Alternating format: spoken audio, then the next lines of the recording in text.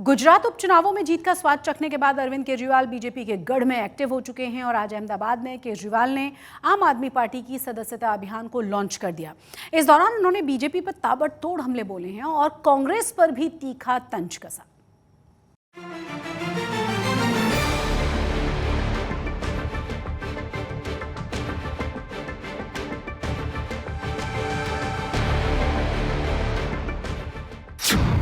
BJP के गढ़ में केजरीवाल की हुंकार।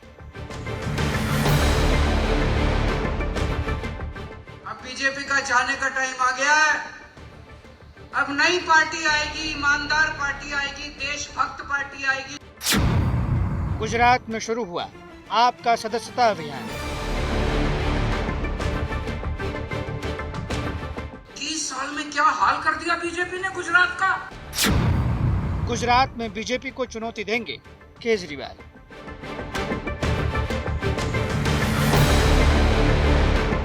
बीजेपी की जेब में है कांग्रेस। कांग्रेस केवल और केवल बीजेपी की नौकरी करती है। केवल आम आदमी पार्टी है जो देश की सेवा करती है।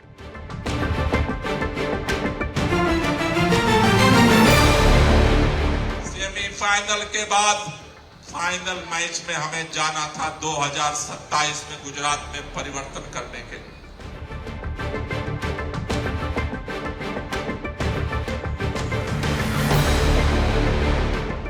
बिसाउदार उपचुनाव में जीत के बाद आम आदमी पार्टी ने अब बीजेपी के गढ़ में नजरें गड़ा दी है और अहमदाबाद से केजरीवाल ने आम आदमी पार्टी के सदस्यता अभियान की शुरुआत की। इसके साथ ही अपना इरादा भी साफ कर दिया कि उन्होंने बीजेपी पर सीधा हमला करते हुए कह दिया कि अब गुजरात में बीजेपी जाने वाली है, आम आदमी पार्टी आने वाली है। जिन्होंने आम आदमी पार्टी को और गोपाल इटालिया को हराने में कोई कसर नहीं छोड़ी, वहां आप इतने प्रचंड बहुमत से अगर जीत जाते हैं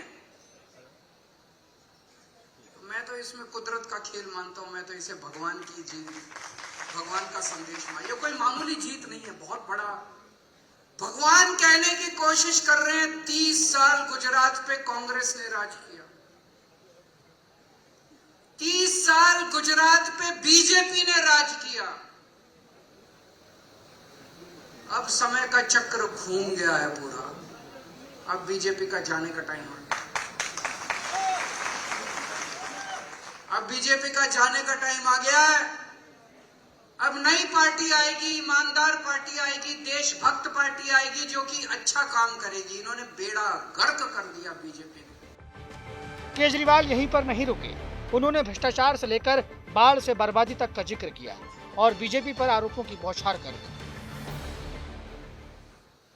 जब मैं विसावदर चुनाव प्रचार करने के लिए गया, 30 साल में इन्होंने बीजेपी ने क्या हाल कर दिया गुजरात का, आप सोचिए। मैं सूरत के में अभी गोपाल भाई वहां पे विजय यात्रा के लिए गए थे, उसके पहले ईशुदान भाई गए थे एक दिन के लिए। सूरत जैसे शहर में पानी की बाढ़ आ रही है। घरों के अंदर मैंने ईशुदान से बात की। ईशुदान उन सोसाइटी जहां लोगों ने करोड़ों करोड़ों रुपए के फ्लैट ले रखे हैं, घर ले रखे हैं, करोड़ों रुपए के बंगले, उनके ड्राइंग रूम में, बेडरूम में पानी घुस गया। 30 साल में क्या हाल कर दिया बीजेपी ने गुजरात का। बिसाउदार की जीत के बाद उत्साह से लबरेज केजरीवाल अहमदाबाद में फुल फॉर्म में नजर आए। उन्होंने बीजेपी के साथ कांग्रेस पर भी तीखा तंज कसा। कांग्रेस पर बीजेपी से मिलीभगत का आरोप लगाते हुए पूछा कि ये रिश्ता क्या कहलाता है। इनको अहंकार हो गया, कहां जाएंगे गुजरात के लोग। इनसे पूछो ना, कोई कुछ तो काम कर लो यार। क्या करेंगे काम करके? गुजरात की जनता कहां जाएगी? उनके पास तो कोई विकल्प ही नहीं है। गुजरात वालों को तो वोट देना ही पड़ेगा, भाजपा को वोट देना ही पड़ेगा, कमल का बटन दबाना ही पड़ेगा। क्यों? कांग्रेस इनकी जेब में और दोनों मिलके करते हैं। 70% ठेके इनकी पार्टी को मिलते हैं, 30% ठेके उनकी पार्टी को मिलते हैं। है कि नहीं है? दोनों मिलके दोनों के नेताओं ने अपनी अपनी कंपनियां खोल रखी हैं। इनकी भी कंपनी है, उनकी भी कंपनी है। ये भी जेल नहीं जाते, वो भी जेल नहीं जाते, दोनों को मिलके ठेके मिलते हैं। बीजेपी की जेब में है कांग्रेस। कांग्रेस केवल और केवल बीजेपी की नौकरी करती है। केवल आम आदमी पार्टी है जो देश की सेवा करती है। आम आदमी पार्टी गुजरात में खुद को बीजेपी के विकल्प के तौर पर पेश कर रही है। यही वजह है कि पार्टी के तमाम नेता बीजेपी पर हमलावर हैं। बिसावदार उपचुनाव को 2027 में होने वाले विधानसभा चुनाव का सेमीफाइनल बता रहे हैं और गुजरात में सरकार बनाने का दम भर रहे हैं। 13 अप्रैल को विसावदर में हमने प्रदेश सम्मेलन किया था। आप में से कितने लोग विसावदर सम्मेलन में आए थे, जरा एक बार हाथ उठाना। विसावदर सम्मेलन में जब हमने 3 चीजें तय की थी, 3 लक्ष्य पार्टी ने गुजरात के लिए तय किए थे। पहला लक्ष्य हमने तय किया था विसावदर का सेमीफाइनल जीतना है। दूसरा लक्ष्य हमने तय किया था जनवरी फरवरी में जब लोकल बॉडी का चुनाव होगा, जिला पंचायत का चुनाव होगा, तालुका सीट का चुनाव होगा, वार्ड का चुनाव होगा, तो गुजरात के अंदर तालुका सीट, जिला पंचायत सीट और वार्ड के चुनाव को हमें फतेह करना है। और उस क्वार्टर फाइनल के बाद, सेमीफाइनल के बाद फाइनल मैच में हमें जाना था 2027 में गुजरात में परिवर्तन करने के लिए। અને તે દિવસે આપણે એક સંકલ્પ લીધો હતો, એક સપનું જોયું કે આપણે ગુજરાતની અંદર બદલાવ લાવીશું, ગુજરાતમાં પરિવર્તન લાવવા માટે આપણે કોશિશ કરીશું। અને એ સપનું જોઈને, એ સંકલ્પ લઈને આપણે અહીંયાથી ગુજરાતના ખૂણે ખૂણે સુધી કાર્યકર્તાઓ પહોંચ્યા, મહેનત કરી, સંઘર્ષ કર્યો, યોગદાન આપ્યું બધાએ। અને આપણે ગર્વ સાથે કહી શકીએ કે 2022 ની વિધાનસભાની ચૂંટણીમાં આપણા બધાયની મહેનતથી गुजरात बीजेपी का सबसे मजबूत किला है। जहां कांग्रेस पार्टी लगातार कमजोर हो रही है, तो आम आदमी पार्टी धीरे धीरे अपनी जड़ें जमाने की कोशिश कर रही है। यही वजह है कि फिलहाल केजरीवाल का पूरा फोकस गुजरात में कांग्रेस की जगह लेने पर है। अहमदाबाद से ब्रजेश जोशी के साथ आज तक ब्यूरो। आणंद जिले में खस्ताहाल सड़कों से परेशान लोगों ने अनोखा विरोध प्रदर्शन किया। यहां लोगों ने एक पुतले पर टूटी हुई सड़कों के फोटोज लगाए, फिर उसे स्ट्रेचर पर लेकर महानगर पालिका के दफ्तर पहुंच गए। इस दौरान सरकार और महानगर पालिका के खिलाफ जमकर नारेबाजी की गई।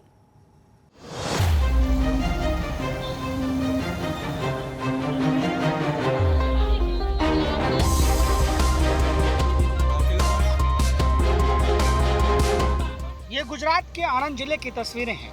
मॉनसून की शुरुआत में ही शहर की सड़कों का यह हाल हो गया है। ये किसी एक सड़क का हाल नहीं है, बल्कि आणंद में अधिकतर सड़कें इसी तरह खस्ता हाल है, जिससे लोगों को काफी परेशानियों का सामना करना पड़ रहा है।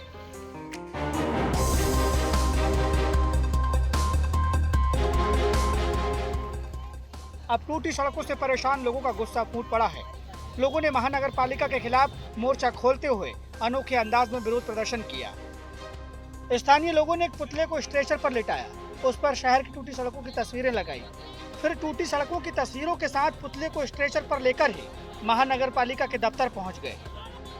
लोगों का कहना है कि आणंद नगर पालिका को महानगर पालिका कर दिया गया है, बजट भी बढ़ गया है, लेकिन इसके बावजूद शहर की सूरत नहीं बदल रही है।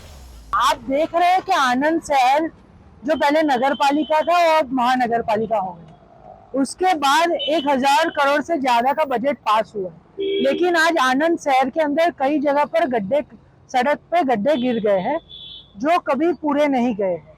उसके वजह से आज हमने एक अनोखा विरोध प्रदर्शन किया, जिसमें बीमार रोड लेके हम आइसोलेट करने के लिए महानगर पालिका पहुंचे थे। स्थानीय लोगों ने आणंद महानगर पालिका के डिप्टी कमिश्नर को एक ज्ञापन दिया, जिसमें जल्द से जल्द खस्ताहाल सड़कों की मरम्मत करवाने की मांग की गई है। महानगर पालिका के कमिश्नर को हमने आवेदन पत्र दिया था कि ये जल्दी से जल्दी गड्ढे पूरने चाहिए। साथ ही जो हमारा आइकॉनिक रास्ता है बालेज ओवरब्रिज से लेके ग्रीड चौकड़ी तक का, वो 2.14 करोड़ में बनाया गया है, जो 45 दिन हुए उसको बने और आज वहीं पे गड्ढे गिर गए। तो हम मांग करते हैं कि जो वो जीजे पटेल कंस्ट्रक्शन कंपनी है उसको ब्लैक लिस्ट किए जाए। आने वाले समय में ये जो हमारी मांगनी है वो स्वीकारी नहीं जाएगी तो हम इससे भी ज्वलन तरीके से आंदोलन करेंगे। दरअसल आणंद में टूटी सड़कें लंबे समय से लोगों के लिए बड़ी समस्या है। इस बार भी मानसून के शुरुआत में ही कई सड़कें बह गई और जो बची हैं उनमें भी जगह जगह गड्ढे हो गए हैं। हालांकि इस विरोध प्रदर्शन के बाद उम्मीद है कि मानसून के दूसरे राउंड से पहले सड़कों की मरम्मत कर दी जाएगी। आनंद से हितालु शाह के साथ आज तक ब्यूरो। आपने चोरी डकैती के बहुत सारे किस्से सुने होंगे। टेक्नोलॉजी के बढ़ते हुए इस्तेमाल के साथ अब अपराधी भी नए तरीके से अंजाम दे रहे हैं। लेकिन गुजरात के मेहसाणा जिले से एक ऐसा मामला सामने आया है जिसे जानकर आप सब हैरान रह जाएंगे। यहां दो बदमाशों ने फिल्मी स्टाइल में ज्वेलरी शॉप लूटने का प्लान बनाया।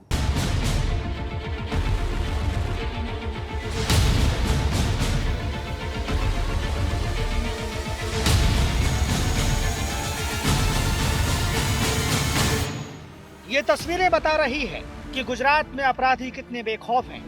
इन्हें न पुलिस का खौफ है न कानून का डर। तस्वीरें मेहसाणा में एक ज्वेलरी शॉप की है। वक्त है शाम 4:21 का। बाजार में चहल पहल दिख रही है। दुकान का मालिक दुकान में अकेला बैठा है। इस बीच दो नकाबपोश बदमाश ज्वेलरी शॉप में घुसते हैं। एक बदमाश के हाथ में पिस्टल है और दूसरा बदमाश दुकान में आते ही चाकू निकाल लेता है। दोनों बदमाश दुकान के मालिक को धमकाते हैं और लूटपाट की कोशिश करने लगते हैं। इस बीच दुकान के मालिक ने विरोध किया तो एक बदमाश ने उन पर चाकू से हमला कर दिया।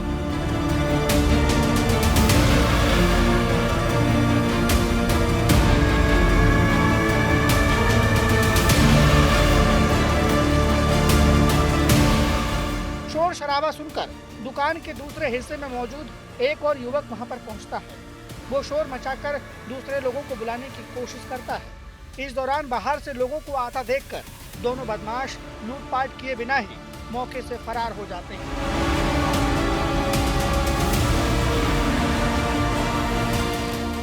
दिन दहाड़े हुई इस घटना से पूरे इलाके में सनसनी फैल गई है। पुलिस भी तुरंत एक्शन में आई और सीसीटीवी फुटेज की मदद से दोनों आरोपियों को गिरफ्तार कर लिया।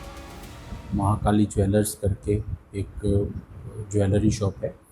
वहाँ पे दो बच्चों ने, जिनका नाम एक का है गिरीश सोलंकी और दूसरा है हैप्पी सेनमा, दोनों ने मिलके एक वारदात को अंजाम दिया था। उन दोनों ने तारीख 28 को शाम को 4 बजे के इर्द गिर्द वहाँ पे जाके जो शॉप ओनर थे और उनका जो सपोर्टिंग स्टाफ था उनको एक चप्पू और एक नकली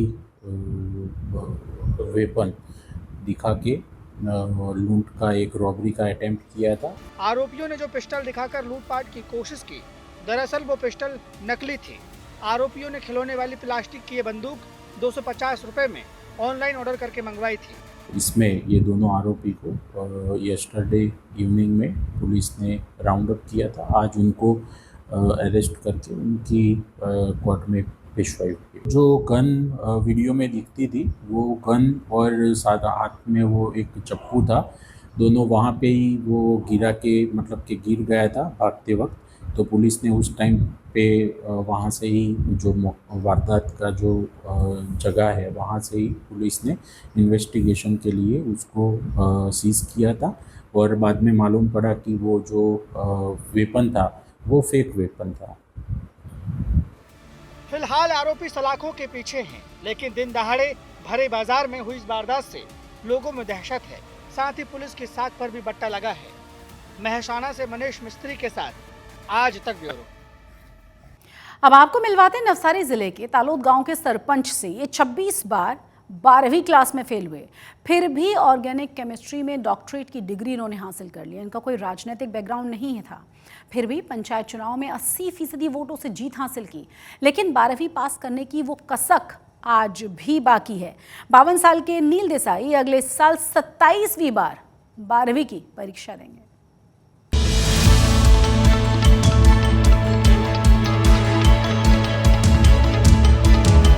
ये है नील देसाई, 52 साल के हो चुके हैं। गुजरात के नवसारी में तलोद गांव के सरपंच हैं। इनके पास पीएचडी की डिग्री है, नौकरी भी कर चुके हैं और व्यवसाय भी। लेकिन एक कसक है जो जाती नहीं, 12वीं फेल होने की। एक चाह है जो अब तक पूरी नहीं हुई, 12वीं में पास होने की। साल 1991 में पहली बार 12वीं की परीक्षा दी थी, फेल हो गए। तब से 26 बार कोशिश कर चुके, लेकिन सफलता हाथ नहीं लगी। 2005 में ऐसा ऑर्डिनेंस है वीर नर्मद साउथ गुजरात यूनिवर्सिटी से कि those who are diploma are eligible for BSc. तो फिर मैंने FY BSc में एडमिशन लिया जब मैं 33 साल का था। फिर मैंने वहाँ से BSc ख़त्म किया, MSc भी VS Patel college of Bilimora में ख़त्म किया। फिर MSc तक यहाँ पढ़ा, 1 साल मैंने स्कूल में पढ़ाया MSc करने के बाद। फिर मैंने PhD की एंट्रेंस एग्ज़ाम दी UCATRSAD यूनिवर्सिटी से, वहाँ से पास हुआ, वहाँ से मैंने PhD ख़त्म किया। तो इन दैट केस मैं दोनों करके आगे बढ़ा। फिर मेरा छोटा सा बिजनेस था वो भी किया 2010 में। फिर 2011 में भी दी थी मैंने एग्ज़ाम, लेकिन वो भी फुलफिल नहीं कर पाया क्योंकि वो साथ में जॉब भी था, तो it was not easy for me. पहली असफलता ने इन्हें परेशान तो किया पर उम्मीद नहीं छोड़ी, लेकिन दूसरी बार भी जब असफलता हाथ लगी तो अपने इंजीनियर बनने के सपने को एक और विकल्प दिया। 10वीं योग्यता के आधार पर इलेक्ट्रिकल इंजीनियरिंग डिप्लोमा पाठ्यक्रम में एडमिशन ले लिया। बाद में इसे ही अपना प्रोफेशन भी बना लिया और फिर डिप्लोमा के आधार पर PhD तक की डिग्री हासिल की और अब सरपंच बनकर गांव का विकास भी कर रहे हैं। लेकिन इस बीच उन्होंने 12वीं की परीक्षा देनी नहीं छोड़ी। इस मामले में शायद किस्मत किनसे ठनी हुई है। सफलता हाथ नहीं लगी तो नहीं लगी, पर हार इन्होंने अब भी नहीं मानी है। डिप्लोमा में प्राधान्य दिया इसलिए थोड़ा कर नहीं पाया। लास्ट में मैंने MSc ख़त्म किया 2010 में। फिर 2011 में भी दी थी मैंने एग्ज़ाम, लेकिन वो भी फुलफिल नहीं कर पाया क्योंकि वो साथ में जॉब भी था, तो it was not easy for me. तो भी एक बार सोच रहा हूँ कि अगले साल 12th की एग्ज़ाम एक बार दूँ। वो जो कॉन्शियस बैठ रहता है ना दिल में कि भाई वो विमल्डन इवान लेंडल नहीं जीत पाया था, गावस्कर की कभी लॉर्ड्स पे टेस्ट मैच में सेंचुरी नहीं थी रेगुलर टेस्ट मैच में, तो वो थोड़ा बाइट रहता था। इसलिए मुझे अभी भी नींद से जाग जाता, ओह तू इतना भी बड़ा हो जाए 12th फेल है तू। तो वो मेरा ये चालक बल है, वो मेरा मोटिव फोर्स है कि नहीं करना है तो करना है, एक बार भी करना है। तो अगले साल सोच रहा हूँ मैं कर पाऊँ, ट्राई तो जरूर करूँगा। नील एक बार फिर से किस्मत से मुकाबले को तैयार हैं। अब वो 27वीं बार 12वीं की परीक्षा में बैठेंगे। जो भी हो, इनके हौसले और हिम्मत की दाद तो देनी पड़ेगी।